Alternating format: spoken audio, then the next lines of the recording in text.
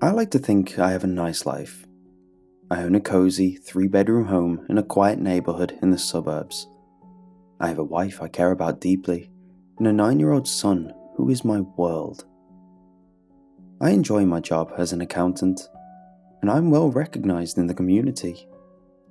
I can confidently say I greatly enjoy living and appreciate all that I have earned. I only wish my entire life had been like this.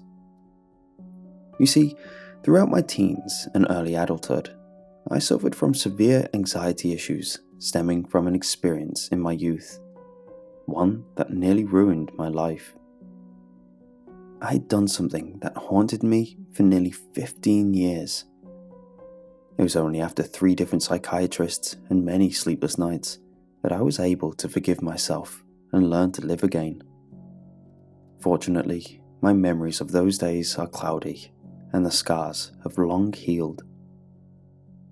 I will now try my best to recollect the events that unfolded that summer of 1978 as best as I can.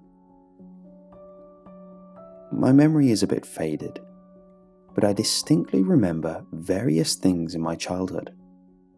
I remember playing Little League Baseball, drawing my favorite superheroes to tag on my walls, going on bike rides to the corner store to buy candy and baseball cards, and staying out late on summer nights to play Jailbreak with my neighborhood friends. In addition to all of these things, I was also a first-year Boy Scout. I remember going to elementary school auditorium every Wednesday after school dressed in my uniform. In a troop of about 15 kids my age, I learned all kinds of things, from fire safety to wildlife preservation. As a kid who grew up miles away from any forest, the lessons seemed incredibly abstract, yet entirely fascinating. I had never been camping before in my life, and the picture these lessons painted appealed to me greatly. Needless to say, after hearing about that year's 2-week summer retreat, I was determined to attend. My parents were quite protective over me. They still are. And they were a bit concerned because I'd never left home longer than a day or two. But after days of persistent bugging, they reluctantly agreed to send me. That July, I was shipped off to a Roaring Run Boy Scout camp located in Boswell, Pennsylvania, only about 2 hours from my home. Coincidentally, it is still a summer camp, only under an entirely different name and affiliation. As we drove up the beaten gravel path, I remember looking in awe at the endless rows of trees and the rustic cabins on either side of the road. We came to a wide clearing with all of the main buildings of the camp, and I noticed my troop leader in the distance among a handful of other troop leaders organizing their scouts. After my parents spoke briefly with my scoutmaster about various specifics of camp, my mother gave me a kiss on the cheek, and then they were off. I could barely contain my excitement for the week.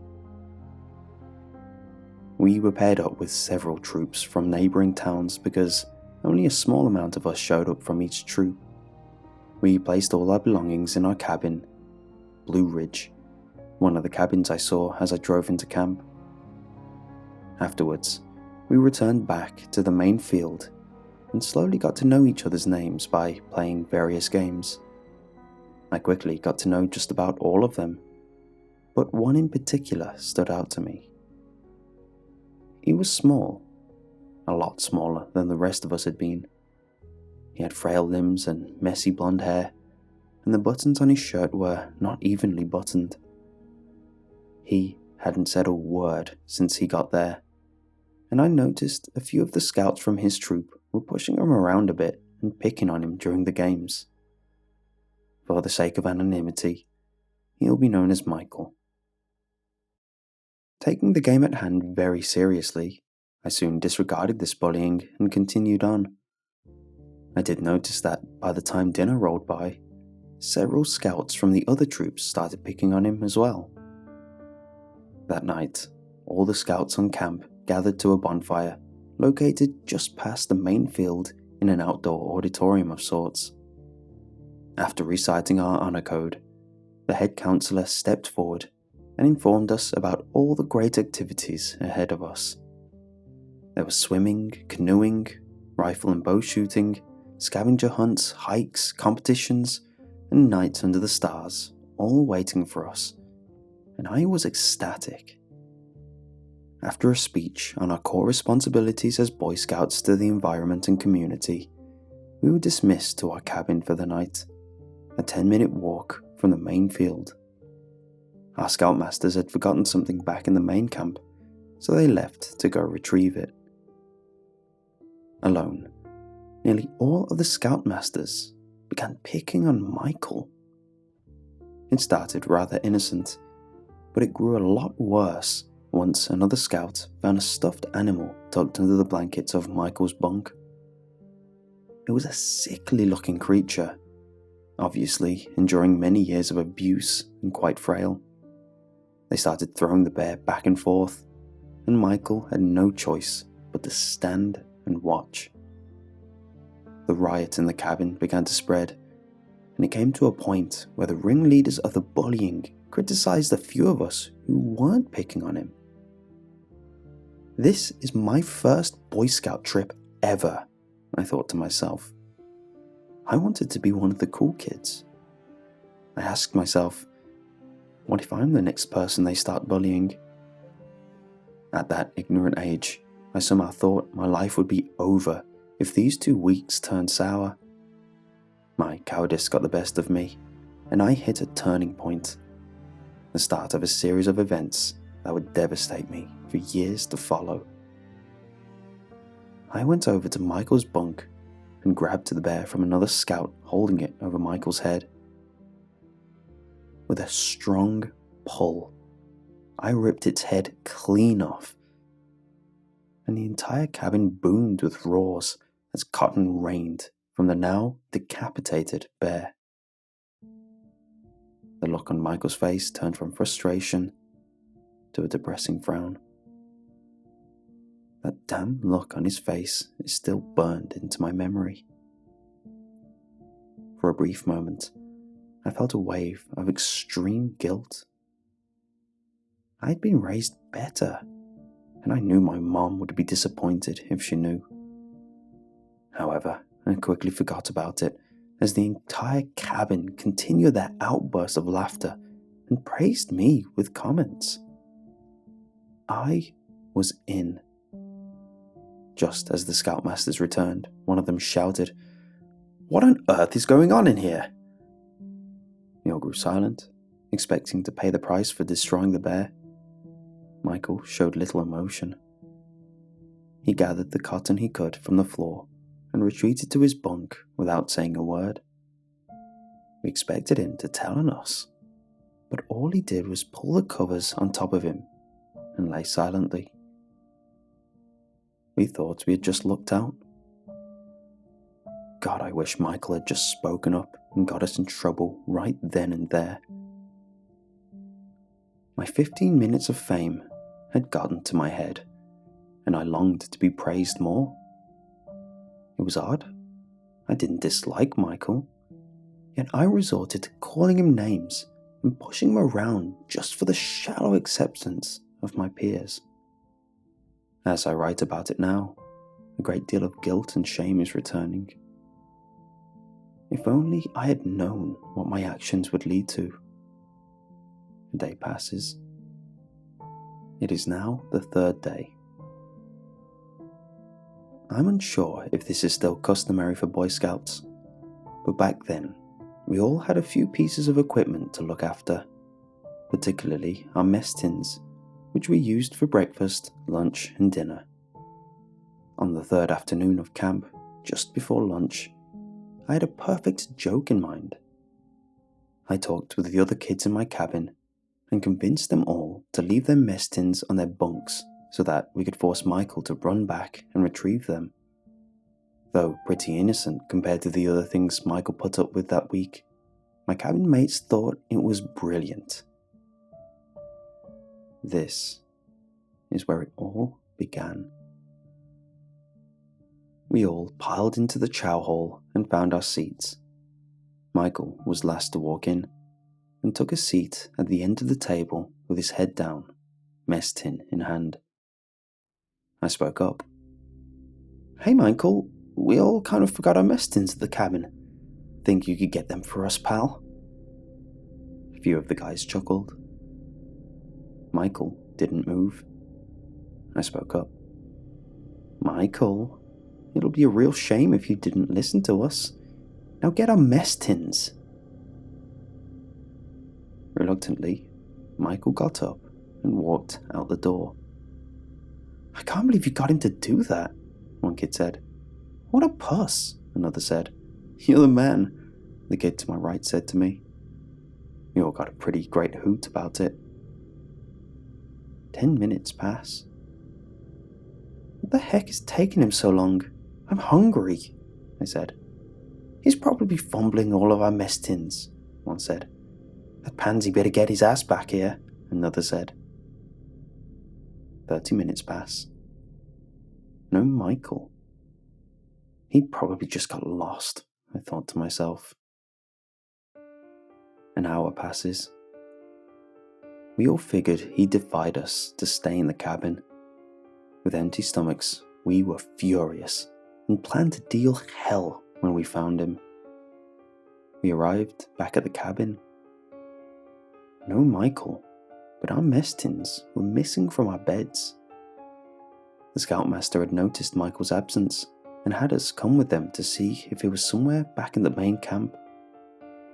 They left us in the main field while they searched. 30 more minutes passed. It hadn't hit any of us that anything bad could have happened. "He probably had to take a crap," one kid said. We all laughed, mainly at the profanity. Our scoutmasters seemed to have been gone forever, so we started to play games in the woods. We had just finished our third game of tag when we heard something coming down the road.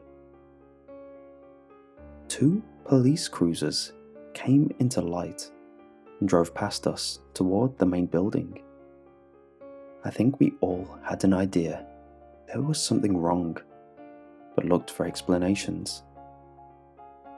"You, think this is about Michael?" one said. "No way, there's probably just a bear or something," another said. Logical for us at 10 years old. It was about 6 hours past lunch, and we had nothing to do but lay in the grassy clearing. Just as before, we heard a sound coming down the road, only much louder. An influx of cars began coming up the mountain. Our parents?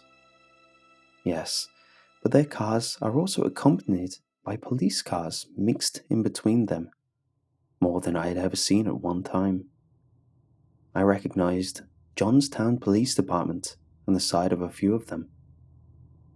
Odd. They were from a small city at least 30 minutes away. One by one, we were intercepted by our parents and taken back down the beaten gravel road. I was one of the last, but just as the others, I saw my parents come up the road. Once my father saw me, he stopped the car and they both got out. "Come on, sweetie, camp is over," my mother said. I responded, "But it's only been 3 days. Why?" She paused, almost as if she were thinking of what to say. "A little boy went missing, so the police are going to help find him. They just want to look for him without the other campers getting in the way. I'm sure he just wandered into the forest." Made sense, I thought. What was most peculiar is at that moment, I hadn't even made the connection to Michael. Must have been some other kid, I thought. No way I had anything to do with this. I was pretty devastated that my week at camp ended so abruptly, but I got in the car and went home nonetheless. 2 weeks had passed, and I finally made the connection that Michael may have been the one who went missing. Funny how a young kid can so easily ignore the most logical explanation. I noticed my parents had been acting a bit differently. They wouldn't allow me to attend the summer Boy Scout meetings anymore, and I was almost positive I heard my mother say she would never let her son leave the house again over the phone. Had I done something wrong? Little by little, I began to make ends meet, and thoughts of Michael came into my head.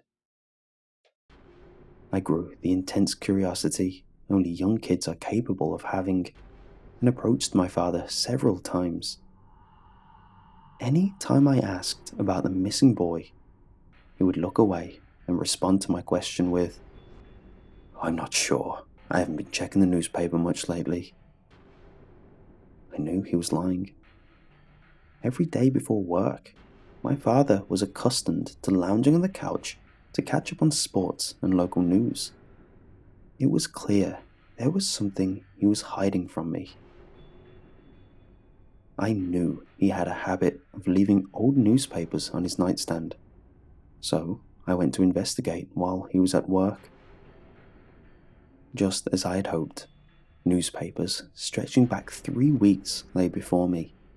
Starting from the oldest, I looked through them in hopes of finding my answer. Aha! Dated the day after camp was cancelled, I noticed the headline. Search begins for Jennertown area Boy Scout. Michael's picture covered the front page. That must have been it. I skipped a week ahead and found another. Search party for missing Boy Scout. Called off. Within the article, it described the mysterious disappearance of Michael, who was last seen in the chow hall with his fellow scouts. I skipped several more days, and my stomach turned sour. Bodily remains of child found at local Boy Scout camp. The headline made me sick, but I continued reading. Below is what I remember of the article. Once the search party was called off, Roaring Run was reopened and campers returned. It was very hot and humid that week, and those who stayed in Blue Ridge complained of a foul stench in the cabin the first few days. As the second week came by, the stench grew unbearable, and camp maintenance went to the cabin looking to find the source. The first thing they noticed was an abnormally loose floorboard near the center of the cabin. When they uncovered the board, they made a shocking discovery. Underneath was the mangled, decomposing body of a young boy, partially buried by several mess tins. Our mess tins. The crevice he was jammed in was filled with blood, and his face was bludgeoned almost beyond recognition. The only piece of evidence they found was a bloodied, decapitated bear in his hands, with a note inside reading, "Spyker."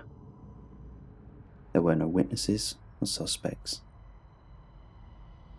I hadn't fully realized what the course of my actions accomplished, but as I grew older, the guilt grew stronger, and I once nearly resorted to suicide. My actions killed an innocent human being. If I hadn't sent Michael back to get our damn mess tins, he would probably still be here. Fortunately, after many years, I'm finally able to forgive myself of my actions so long ago. Roaring Run was closed permanently, and the land was purchased by a logging company who used it for about 10 years. The land lay untouched until 1998, when it was purchased by a Marine Corps general who turned it into a youth mentor camp. Every once in a while, when I visit my parents, I take a trip to the local library and view the same archived headlines I discovered all those years ago.